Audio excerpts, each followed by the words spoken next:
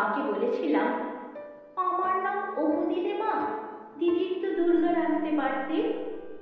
তাহলে বইয়ের পাতা থেকে টেনে টেনে দিদির ওই দুঃখের অংশগুলো বাদ দিয়ে দিতে পারতাম। মা গম্ভীর হতো, বলতো, আহ, বিরক্ত করিস না, যা। দিদি এপাড়া ওপাড়া ঘুরে বেড়াত, জঙ্গলে দঙ্গলে। আম জাম লিচু নিয়ে আসতো সব ভর্তি করে। চুপি চুপি আমাকে ডেকে এনে বলতো, ভাই, একটু নুন আর তেল নিয়ে আয় তো, কুলগুলো থেতো করে মাখি। আমি মুখে চুপ চুপ শব্দ করি, দিদি তুই ভুল করছিস, ওইটা কুল নয়, কচি আম ছিল রে। দিদি আমার মাথায় টোকা মেরে বলতো, এই আবার তোর বইয়ের পোকা নড়ল তো। মা দিদিকে বকলেও আমি কাঁদতাম, না মা, দিদিকে বকো না, খুব ভালোবাসো। মা আমার পিঠে দমাদম দিয়ে বলতো, তোর দিদির নাম তিথি, দুর্গা নয়। দিদির জন্য আমার এত মায়া।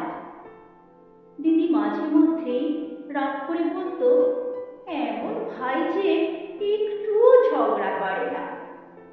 আমি দিদির কানের কাছে মুখ এনে বলতাম, কাল রেল লাইন দেখতে যাব, যাবি? দিদি হেসে বলতো, সে তো কবেই দেখেছি, কাল বরং তোকে পানি ফল খাওয়াতে নিয়ে যাব রানুদের পুকুরে। বিভূতিবাবু আর আমি জড়াজড়ি করতে করতে একসময় বড় হয়ে গেলাম। খাতা ভর্তি করে কবিতা লিখলাম, গল্প লিখলাম, উপন্যাসও। দিদিও বড় হয়ে গেল, তার কোনো ম্যালেরিয়া হলো না। খুব সুন্দর একটা বিয়ে হলো। নতুন জামাইবাবু আমায় বললেন, ভাই অপু, তোমার দিদি তোমার দুর্গা দিদি থাকবে, মন খারাপ করলেই চলে এসো, যেদিন খুশি যখন খুশি। দিদির নয়, আমার হলো। একটু একটু করে খারাপ হতে হতে আমার দুটো কিডনি নষ্ট হয়ে গেল। ডাক্তার আশা ছেড়ে দেওয়ার আগে বাবাকে বললেন, ডোনার আনুন। সবকিছু মিলে গেল দিদির সঙ্গে। আমি কত কাঁদলাম, এমন করিস না রে দিদি, তুই যে আমার দুর্গা দিদি, তোর সব দুঃখের অধ্যায় আমি যে মুছে দেব রে। দিদি আমার মাথায় হাত রেখে বলল, এত ভাবিস না, আমার ম্যালেরিয়া যখন হয়নি আর কিছু হবে না। সুস্থ হলাম আমি, দিদি হলো না। জটিলতা শুরু হলো নানা রকম।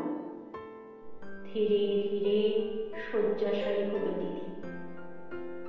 আমায় ডেকে বলল, চল রেললাইন দেখে আসি।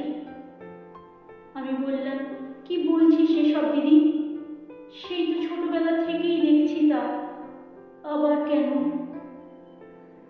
দিদি হাসল, আবার দেখলে ক্ষতি কি? না না দিদি, তোকে আমি কিছুতেই যেতে দেব না, তুই আমাকে বারবার হারিয়ে দিবি, এ হয় না। তাছাড়া তুই তো দুর্গা নস দিদি, তুই তো তিথি। শেষের সে তিথি সত্যি এলো খুব তাড়াতাড়ি। দিদি ডুবে গেল অস্তাচলে। কত ডাকলাম, দিদি ওঠ, দিদি ওঠ। দিদি কিছুতেই উঠল না। অচেতন হওয়ার আগে আমি শুনতে পেলাম দিদি আমায় ফিস ফিস করে বলছে, কি রে অপু, রেল লাইন দেখতে কবে নিয়ে যাবি আমায়? আমি আর কোনো জন্মে আমার